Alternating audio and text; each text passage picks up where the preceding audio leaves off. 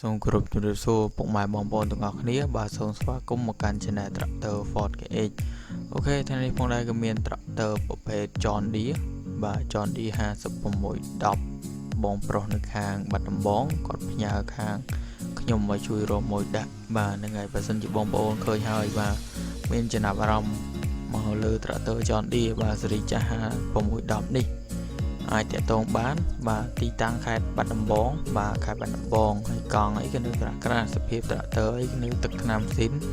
គឺនៅមកស្អាតបងប្អូនតម្លៃវិញតម្លៃចរចាគ្នាបានណាចរចាគ្នាបានទីតាំងខេត្តបាត់ដំបងបងប្អូនបាទត្រាក់ទ័រក៏នៅសភាពប៉ុណ្ណឹងបាទត្រាក់ទ័រនៅសភាពប៉ុណ្ណឹងហើយផាលក្រោយគឺជាផាលរបស់ត្រាក់ទ័រប្រភេទ Ford បាទជាផាលដែលល្អដែរបាទនឹងល្អហើយកង់វិញគាត់តែដូរថ្មីដោយបងប្អូនបានទស្សនាអញ្ចឹងបាទនឹងកង់នៅថ្មីបើសិនជាបងប្អូនយកទៅមិនបាច់ហត់ដូរកង់ទេបាទទឹកថ្នាំវានៅស៊ីនបាទ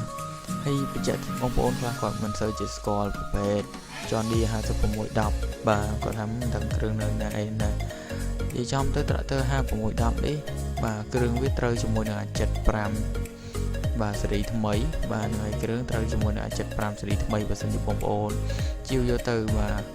អាចទិញគ្រឿងបន្លាស់បាទខ្វះគ្រឿងបន្លាស់ខូចគ្រឿងបន្លាស់អីអាចយកគ្រឿងរបស់75តែរបស់ក្រុមហ៊ុនទុំចេញថ្មីហ្នឹង2020អីក៏អាចយកត្រាក់បានដែរបាទនឹងហើយ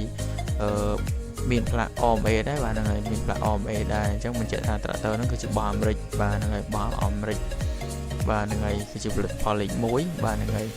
អូខេវីដេអូនេះក៏មានតែប៉ុណ្្នឹងឯងបើសិនជាបងប្អូនមានចំណាប់អារម្មណ៍អីអាចតាក់ទងបានបាទតាមលេខទូរស័ព្ទនៅខាងក្រោម